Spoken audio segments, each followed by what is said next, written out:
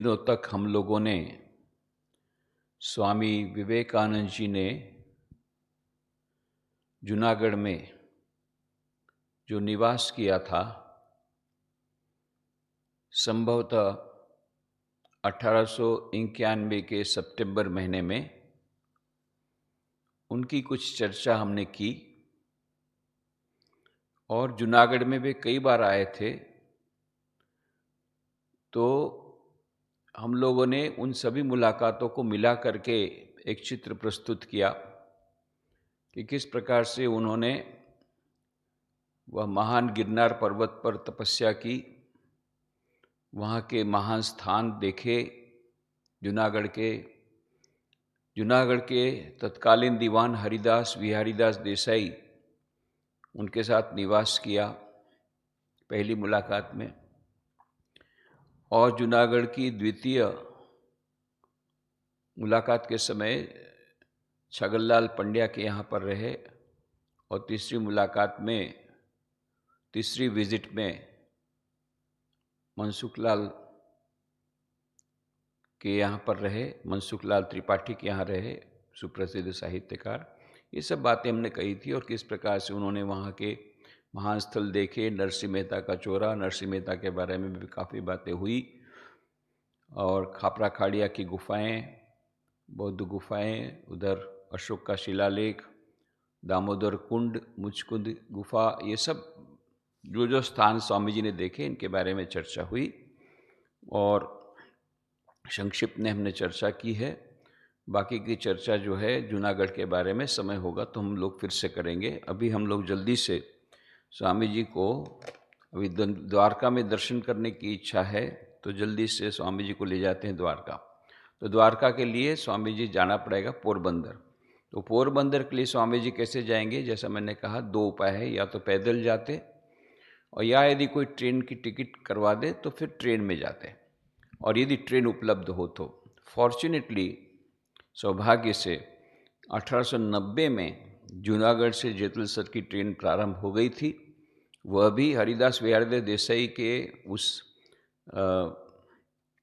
कुशल administration के कारण, और पोरबंदर के महाराज ने भी उस समय जेतलसर से पोरबंदर की ट्रेन शुरू कर दी थी 1890 में।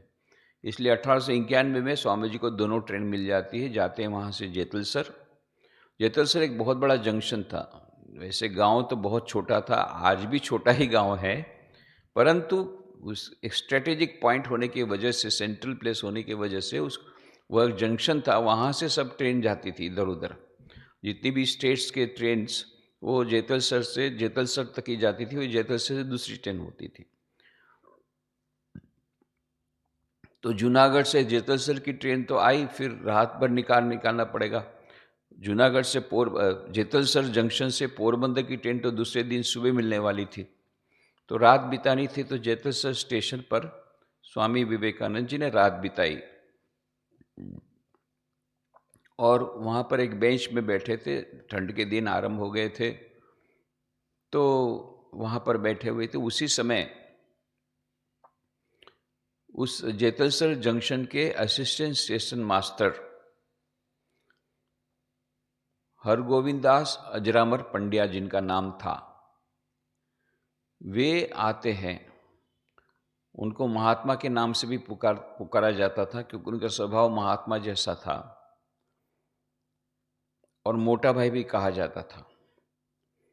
तो उन्होंने स्वामी जी को जब देखा, उनकी संतों के प्रति बहुत ही भक्ति थी, क्योंकि ये नाथूराम शर्मा, जिन्होंने आनंद आश्रम बनाया है बिलखा में, उसकी बात सभी लोग जानते हैं। नाथूराम शर्मा के बारे में सभी ने सुना होगा। ये नाथूराम शर्मा के शिष्य थे, तो वेदांत की बहुत सारी बातें जानते थे। संतों के प्रति उनका बहुत भाव था, और संतों की सेवा करना ये इनका मुख्य शौक था। तो जब ऐसे एक युवक सन्यासी मिले, 27 साल की उम्र उस समय थी स्वामी जी की, दैदीप्यमान, अत्यंत तेजस्वी व चेहरा, और ऐसे सन्यासी को देख करके वो बड़े प्रभावित हुए। उस समय तो उनकी उम्र मात्र 23 साल। Assistant station master Hargovind Das Ajaramar Pandya की, तो बड़े प्रभावित हुए और उनको बोला कि आप, मेरा घर यहाँ पास में ही है, यहाँ क्यों बेंच में बैठेंगे, क्योंकि ट्रेन तो एकदम कल सुबह मिलेगी। तो स्वामी जी को तो क्या है, वो तो सब घर अपना है, तो इसलिए गए वहाँ पर उनके साथ। और वहाँ विश्राम तो कुछ हुआ नहीं, बातचीत में ही सारी रात निकल गई, क्योंकि ये भी वेदांत के वेदांत जानते थे, नाथुराम शर्मा के शिष्य थे, वेदांत के बारे में भी चर्चा हुई और भी बड़ी कई प्रकार की चर्चा हुई। और इनका एक और स्वभाव था, ये चलते फिरते, आजकल तो ये ब्रेकिंग न्यूज़ के लिए आपको तो टीवी देखना पड़ेगा या फिर इंटरनेट में देखना पड़ेगा, वो चलते फिरते न्यूज़ ब्रॉडकास्टर थे। अब उस समय तो बहुत कम समाचार पत्र आते थे, तो काठियावाड़ टाइम्स नाम का एक इंग्लिश समाचार पत्र भी था उस समय, जो राजकोट से प्रकाशित होता था। तो उसमें शिकागो विश्व धर्म सभा की खबर छपी होगी। तो जो भी होगा, उन्होंने वो समाचार देखा होगा। वो सब समाचार अपने पास रखते थे, लेटेस्ट न्यूज़ उनके पास हमेशा रहता था। ये चलते फिरते ब्रॉडकास्टर थे। तो उन्होंने सबसे पहली बार स्वामी जी को बताया कि शिकागो में विश्व धर्म सभा होने वाली है और आप जैसे तेजस्वी इंग्लिश जानने वाले सन्यासी को वहाँ जाना चाहिए। तो for the first time Swami Vivekananda came to know about the World's Parliament of Religions in Chicago at Jetalsar railway station. और बोलने वाले को कहा किसने? जेतलसर जंक्शन के assistant station master Hargovind Das Ajaramar Pandya.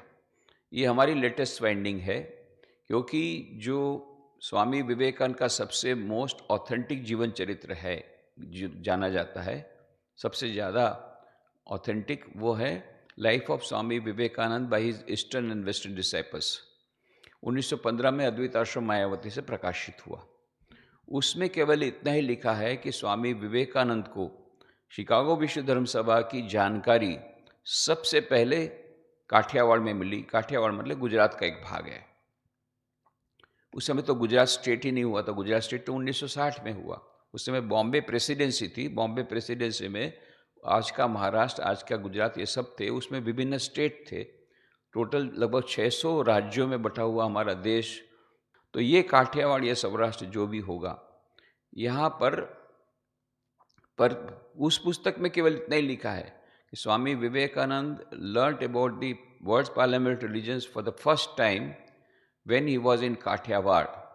और फिर लिखा है maybe it was either at Junagadh और एट पोरबंदर। देखिए कितने उस समय 1915 में उनके पास कितनी जानकारी थी। तो उन्होंने, क्योंकि उस समय स्वामी विवेकानंद के गुरु भाई ये सब उस समय जीवित थे, विशेष करके स्वामी अखंडानंद जी तो उनके पीछे पीछे गए थे। उनको पूछ करके स्वामी विरजानंद जी महाराज ने सब जानकारी ली थी। सबसे ज़्यादा इसमें जो लिखने वालों में ईस्टर्न डिसाइपल में तो स्वामी विरजानंद जी थे। ये बात अलग है कि उसको संवारना, लैंग्वेज को ठीक से संवार करके इंग्लिश में उसको रिप्रोड्यूस करने में दूसरे वेस्टर्न डिसाइपल थे, परंतु ये जानकारी लेने के लिए स्वामी विरजानंद जी महाराज स्वामी अखंडानंद जी के पास विशेष करके गए थे। क्योंकि परिव्राजक अवस्था में स्वामी विवेकानंद जी ने पत्र ही नहीं लिखे, पत्र के द्वारा ही हमको पता लगता था कहाँ कहाँ हैं। तो लगभग 1 वर्ष तक तो स्वामी जी ने पत्र ही नहीं लिखा। सबसे पहला पत्र मिलता है हमको 26 अप्रैल 1892 को, जो उन्होंने बड़ौदा से हरिदास बिहारी देसाई दीवान, जूनागढ़ के दीवान को लिखा। उसके पहले 1 साल पहले तक कोई भी पत्र नहीं है। इसीलिए बहुत मुश्किल होता है उनके पीछे पीछे जाना। और वो उस समय भी नहीं चाहते थे कोई मेरे पीछे आए। उस समय भी वो चाहते नहीं थे कि मैं कहाँ कहाँ जा रहा हूँ किसी को पता पड़े। न तो सीआईडी डिपार्टमेंट को पता पड़े, न ब्रिटिश गवर्नमेंट को पता पड़े, न मेरे गुरु भाई को पता पड़े, क्योंकि फिर गुरु भाई को मिलूँगा, फिर वो बीमार होंगे या मैं बीमार होऊंगा, फिर ये माया में फंसूंगा। तो जो भी होगा, कोई और भी कारण होंगे, स्वामी जी अकेले ही रहना चाहते थे। तो यह उसमें फिर भी यह विरजानंद जी महाराज ने जो उस समय खबर लगाई थी, यहाँ तक खबर लगा ली थी उन्होंने कि he came to know about the world parliament religions to be held in Chicago next year. It was either at Junagadh और एट पोरबंदर, इतना ही लिखा है। But actually it was neither at Junagadh nor at Porbandar. It was while traveling from Junagadh to Porbandar. ये latest finding है। तो उसके लिए cross verification बहुत सके किया हुआ है, जो कि ईस्टर्न वेस्ट डिसाइपल किताब में नहीं है, इसलिए अच्छी तरह देखना पड़ता है। तो 2 या 3 प्रकार के हमारे पास सोर्सेज हैं, जिसमें कि 2-3 किताबों में ये लिखा हुआ है कि उस समय एक असिस्टेंट स्टेशन मास्टर थे हरगोविंद अजरामर पंड्या, और उन्होंने ये बात उनको पहली बार बताई। For the first time he came to know. तो ये हरगोविंद अजरामर पंड्या कौन थे, इसके बारे में कुछ हम लोग जानने का प्रयत्न करें। तो ये इनको महात्मा कहा जाता था, उनका स्वभाव ही महात्मा जैसा था। सब कुछ खास करके संतों के प्रति उनकी बहुत भावना रहती थी, भक्ति भावना रहती थी, श्रद्धा रहती थी। जैसे स्वामी विवेकानंद जी को, वो तो अनजान थे, उनको जानते नहीं थे, फिर भी बस पहली बार देखा, बोले चलिए मेरे घर चलिए और भोजन ग्रहण करिए, दूध वगैरह जो भी दिया होगा, भोजन दिया होगा। तो ये इनको मोटा भाई कहा जाता था। तो इनका कालक्रम रहा 1867 से लेकर के 1924 तक, 1867, माने स्वामी जी से केवल 4 साल छोटे थे, और 1924 में इनका देहांत हुआ। उसके बीच में उन्होंने जीवन में बहुत काम किया, काफ़ी सेवा कार्य किया। यद्यपि वो गवर्नमेंट कार्य में थे, यद्यपि वो रेलवेज में काम करते थे ब्रिटिश गवर्नमेंट के अंडर में, फिर भी काफ़ी उन्होंने सेवा के काम किए। तो इनको मोटा भाई क्यों बोला जाता था? इसलिए कि वो नाना भाई को नाना भाई बोला जाता था। अच्छा, मोटा भाई मतलब बहुत मोटे थे ऐसा नहीं है। आप फोटो में देखेंगे भाई इसको मोटा क्यों बोलते हैं, तो ये मोटे गुजराती में मोटा भाई मोटे आदमी को नहीं बोलते हैं। एल्डर ब्रदर को मोटा भाई बोलते हैं, और यंगर ब्रदर को नाना भाई बोलते हैं। नाना मतलब छोटा भाई, नाना भाई माने छोटा भाई, मोटा भाई माने बड़ा भाई। ये याद रखना पड़ेगा, मोटा भाई माने एकदम मोटा वाला नहीं, ऐसा नहीं। तो ये मोटा भाई इनको बोला जाता था क्योंकि वो बड़े एल्डर थे, उम्र में 15 साल से ज़्यादा बड़े थे। किससे? नाना भाई से। ये नाना भाई भट्ट, ये नाना भाई के नाम से ही प्रख्यात थे, पर इनका असली नाम था निसी प्रसाद कालिदास भट्ट। पर वो ज़्यादा करके सब लोग नाना भाई भट्ट के ही नाम से जानते थे सब लोग, असली नाम तो कोई जानता ही नहीं था। ये नाना भाई भट्ट ये बाद में बहुत फेमस हुए। ये बहुत बड़े एजुकेशनिस्ट थे, और गिजूभाई बधेका जो बहुत बड़े एजुकेशनिस्ट, इनका नाम गुजरात में बहुत है। ये गिजूभाई बधेका जो बहुत बड़े एजुकेशनिस्ट, उसके कंटेम्प्रेरी थे, उनके समवयस्क थे। और हरभाई त्रिवेदी, ये 3 बड़े बड़े नाम गुजरात में हैं एजुकेशनिस्ट के नाम से, पुराने ज़माने के। गजूभाई बधेका, हरभाई त्रिवेदी और नाना भाई भट्ट। इनका जन्म हुआ 11 नवंबर 1882 को, और 31 दिसंबर 1961 को उनका देहांत हुआ करीब 79 साल की उम्र में। इस बीच उन्होंने कितना कुछ काम किया। दक्षिणामूर्ति नाम की बहुत बड़ी एजुकेशनल इंस्टीट्यूशन, बहुत ही बड़ी तो नहीं कह सकते, पर बहुत ही सुप्रसिद्ध, जिसमें कि गांधी जी के विचारों के अनुसार और चरित्र निर्माण को विचारों के अनुसार अलग ही प्रकार का एक शिक्षा का बंदोबस्त था, जिसमें भारतीय संस्कृति, अध्यात्म का भी शिक्षा दी जाती थी। ऐसी दक्षिणामूर्ति वो 1910 में उन्होंने शुरू की। नाना भाई और बड़ा भाई मोटा भाई, नाना भाई मोटा भाई दोनों ने मिल करके, मतलब नाना भाई भट्ट और ये हरगोविंदास अजरामर पंड्या, ये दोनों ने मिल करके दक्षिणामूर्ति शुरू की। इट वॉज इन 1910, 1910 में। और 1925 में ये गुजरात विद्यापीठ इनके वाइस चांसलर हुए, और 1948 में वो मिनिस्टर ऑफ एजुकेशन हुए। सौराष्ट्र उस समय राज्य अलग था उसके। फिर 1953 में उन्होंने लोक भारती नाम की संस्था शुरू की। ये ग्रामीण विकास के लिए था। गांव विकास के लिए जो काम करेंगे उनको ट्रेन करने के लिए लोक भारती नाम की संस्था शुरू की। ये सणोसरा में, ये भी भावनगर के पास में है, और ये जो दक्षिणामूर्ति ये भी भावनगर के पास में है। तो ये लोग ओरिजिनल भावनगर के थे। ये भले वो असिस्टेंट स्टेशन मास्टर थे यहाँ पर जेतलसर में। जेतलसर जंक्शन ये बिटवीन जूनागढ़ से पोरबंदर। तो अभी तो कार में आप जाएंगे तो आपको 1 ही घंटे में जेतलसर आ जाएगा जूनागढ़ से। परंतु उस समय तो वो गाड़ी तो थी नहीं, या तो घोड़ा गाड़ी में जाओ या ट्रेन में जाओ। तो इसलिए स्वामी जी ट्रेन में गए थे। तो 1953 में उन्होंने लोक भारती की स्थापना की सणोसरा में, और 1960 में इनको पद्मश्री मिला सोशल वर्क में, माने उनके देहांत के 1 साल पहले। और ये फ्रीडम फाइटर भी थे, इसलिए ये ब्रिटिश सरकार के विरुद्ध उन्होंने आंदोलन में भी भाग लिया था, जेल भी गए थे। तो इस प्रकार से नाना भाई भट्ट का जीवन सब लोग जानते हैं, एक महान जीवन। पर मोटा भाई का जीवन बहुत कम लोग जानते हैं, इसलिए कि पहली बात तो वो इतने पढ़े लिखे नहीं थे, तो वो एजुकेशन, हालांकि वो एजुकेशनिस्ट थे, बच्चे लोग पढ़े, इसके लिए इतना उन्होंने त्याग किया।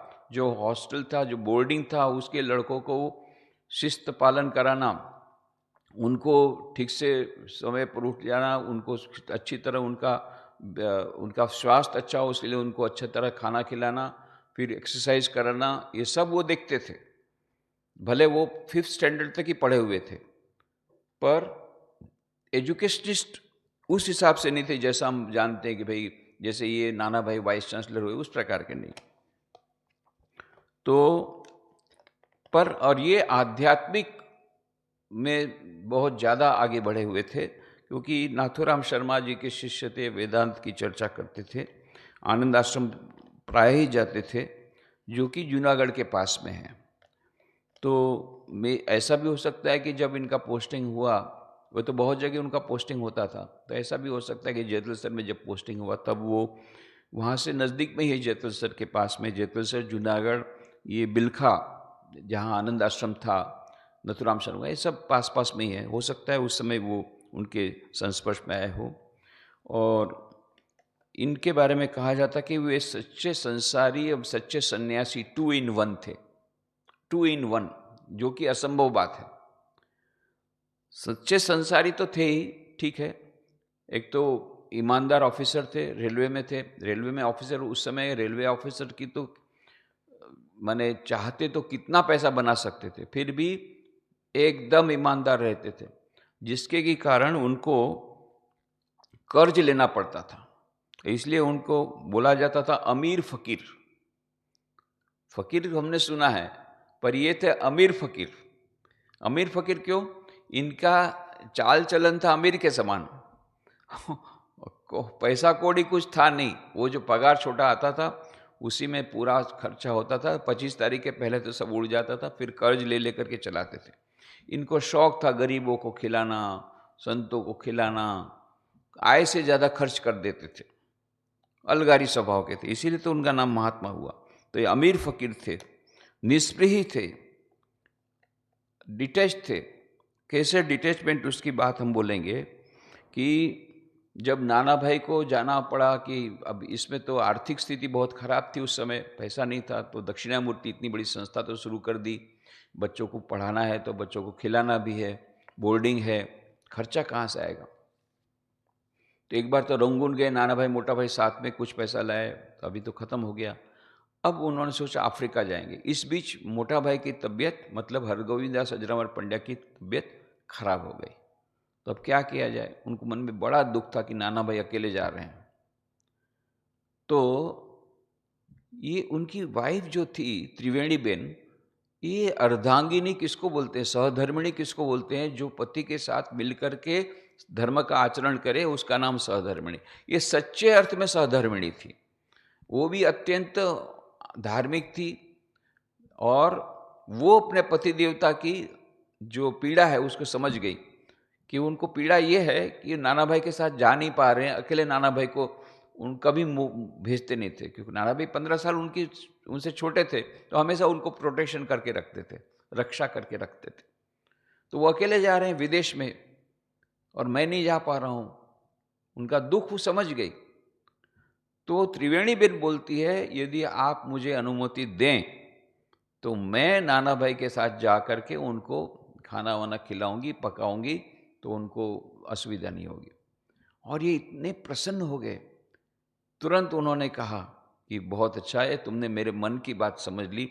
मुझे ऐसा लग रहा था कि यदि तुम जाओ तो अच्छा, पर मैं कैसे बोलूं।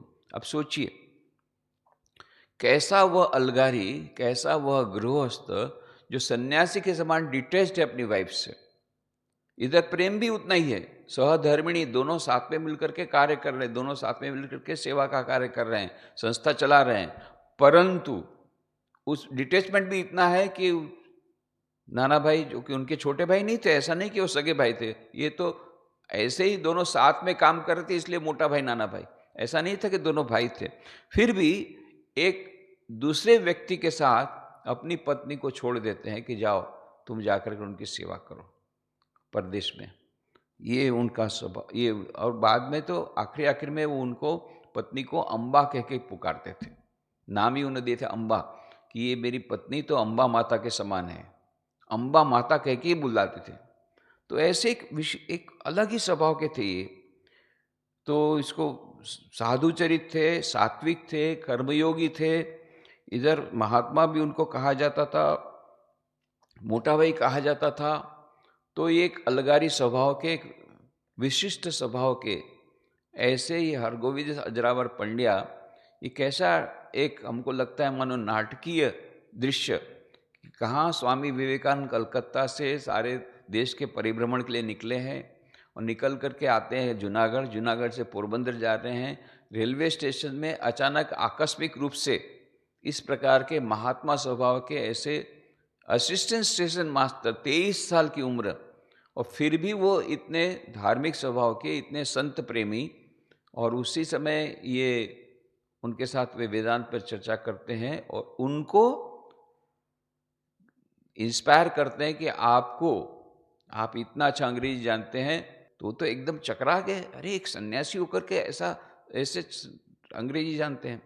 तो उन्होंने, ताज़ा ही समाचार था, उससे ही समय शायद काठियावाड़ टाइम्स में उन्होंने पढ़ा होगा या किसी और समाचार पत्र में। पर काठियावाड़ टाइम्स की बात हम इसलिए कर रहे हैं कि काठियावाड़ टाइम्स में बारंबार शिकागो धर्म सभा की बातें हमको मिलती है, बाद की बातें। तो इसलिए हो सकता है कि जो पहली बात, जो शिकागो धर्म सभा होने वाली, तैयारी शुरू होने वाली थी, वह समाचार भी छपा हो। हालांकि वो उसका कोई हमारे पास प्रूफ नहीं है, क्योंकि काठियावाड़ टाइम्स की पुरानी जो इतनी प्रिंट है उसको हमने बहुत कोशिश की। राजकोट में ही था वो समाचार पत्र, पुराने समाचार पत्र प्राप्त नहीं हुए। उस समय के ज़माने में ये माइक्रोफिल्म रख करके उसको प्रिजर्व करना, ये सब बातें तो थी नहीं। तो पुराने पेपर तो सब सड़ गए थे और वो उसमें से काफ़ी लोग तो ख़त्म हो गए थे।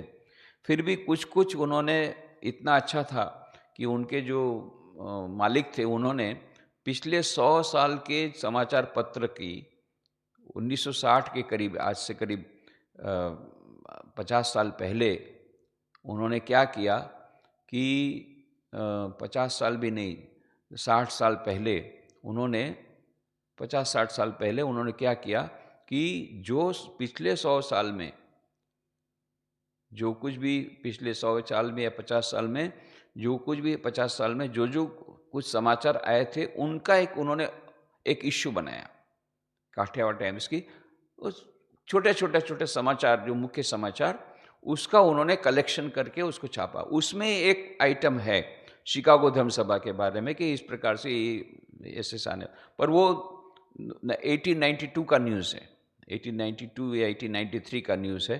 तो इसका मतलब ये मान सकते हैं, अनुमान कर सकते हैं कि उसके पहले भी उसमें समाचार आए होंगे, जिसके द्वारा हरगोविंदास अजरामर पंड्या जी को इसका समाचार मिला होगा कि इस प्रकार से शिकागो में विश्व धर्म सभा होने वाली है। तो ऐसे साधु चरित, सात्विक, कर्मयोगी, महात्मा कहे जाने महात्मा के नाम से प्रख्यात, ऐसे, या मोटा भाई के नाम से प्रख्यात, ऐसे हरगोविंदास अजरामर पंड्या के पास से स्वामी विवेकानंद जी को शिकागो विश्व धर्म सभा में, शिकागो विश्व धर्म सभा के बारे में सबसे पहले जानकारी मिलती है। इसके बाद बात अलग है, उसके पहले उन्होंने छगनलाल पंड्या ने भी उनको कहा था कि आप विदेश जाइए। उसके पहले लिमड़ी के महाराजा यशवंत सिंह जी ने भी कहा था आपको विदेश जाना चाहिए। और फिर उसके बाद में पोरबंदर में भी जो एडमिनिस्ट्रेटर, उसकी बातें हम कल करेंगे। शंकर पांडुरंग पंडित ने किस प्रकार से उनको कहा कि आपको विदेश जाना चाहिए। फिर खंडवा में उन्हें सबसे पहली बार विचार प्रकट किया कि यदि मुझे कोई टिकट देता है तो मैं जाने को तैयार हूँ वहाँ पर। और फिर मद्रास में ये उनके शिष्य आलसिंगा पेरुमल आदि उनको और भी अधिक प्रेरित करते हैं जाने के लिए। ये सब तो कहानी सर्वविदित है। परंतु प्रारंभ में सबसे पहली बार जो शिकागो धर्म सभा में, शिकागो में विश्व धर्म सभा होने वाली है, ये जानकारी स्वामी विवेकानंद जी को गुजरात में मिलती है। वो भी मिलती है यहाँ जेतलसर जंक्शन नाम के छोटे से रेलवे स्टेशन पर, ये हरगोविंदास अजरामर पंड्या जी के पास। तो बात की बातें हम लोग कल करेंगे, आज ही समाप्त करें। ओम शांति शांति शांति। हरि ओम तत्सत। श्री राम कृष्णार्पणमस्तु।